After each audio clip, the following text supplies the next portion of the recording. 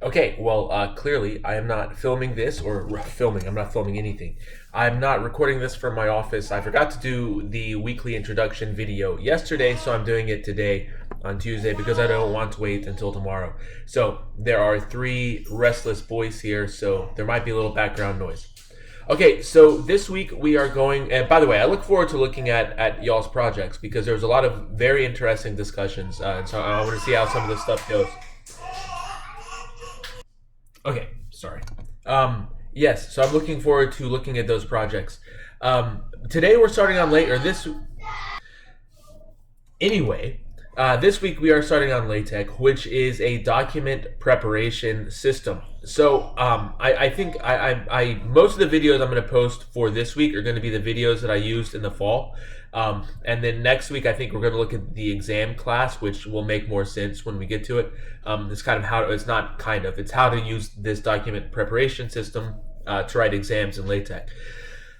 So I think I talk about the history a little bit about LaTeX.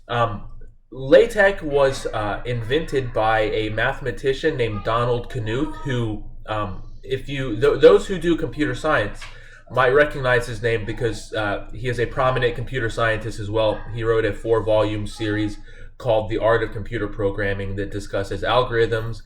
He was the one that kind of popularized Big O notation and that sort of thing. But basically, he did not like having to do typesetting. And I can't remember if Halmos mentions this in How to Teach Mathematics, or if it's another book of his that I read. But he actually talks about I actually don't think he mentioned it in How to Teach Mathematics. Sorry, I had to plug in my computer. Okay, so he did not. Donald Knuth. So Halmos talks about having to actually kind of get symbols. So if you wanted to submit a manuscript, you'd have to get a set of symbols from the journal and cut them out and paste them onto your manuscript. Now, okay, so that was horrible.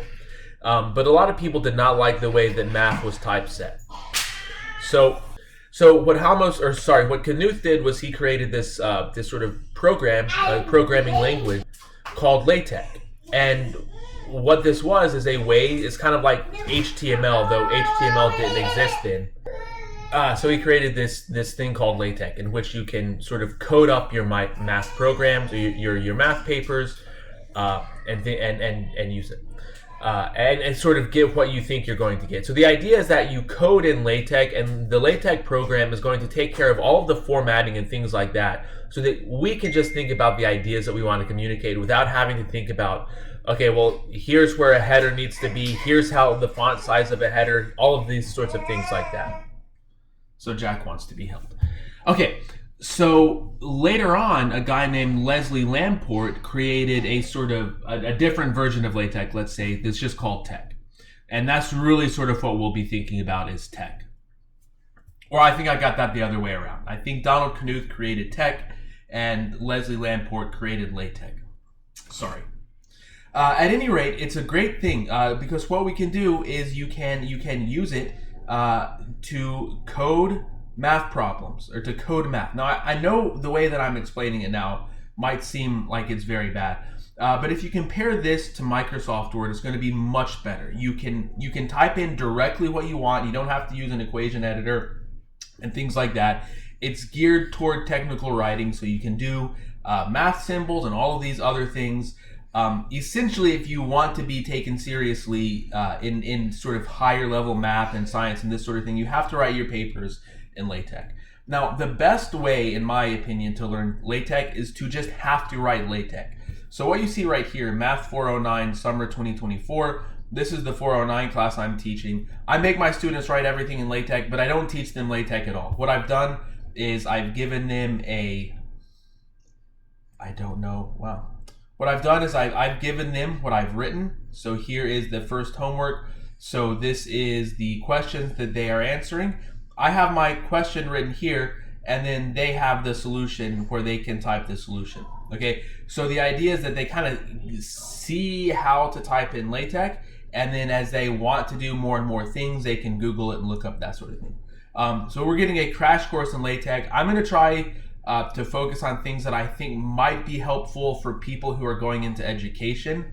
Now, if you're not going into education, the things I'm talking about will still be helpful, especially when we go back to Jupyter Notebooks. But I'm kind of looking like all of next week. I think it's either next week or the week after. We're going to look at writing exams in LaTeX, which is like a game changer.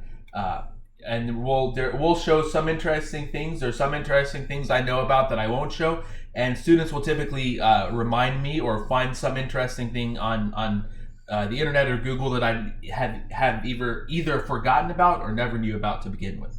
Okay, the reading. We are also shifting on reading. We're done with how to write mathematics. We are now on to how to teach mathematics by Steve Krantz. And we're just going to look at the first chapter of this book. And I think he even mentions Halmos several times. Halmos just has a very good reputation. Anyways, so we're going to talk about how to teach mathematics, chapter 1.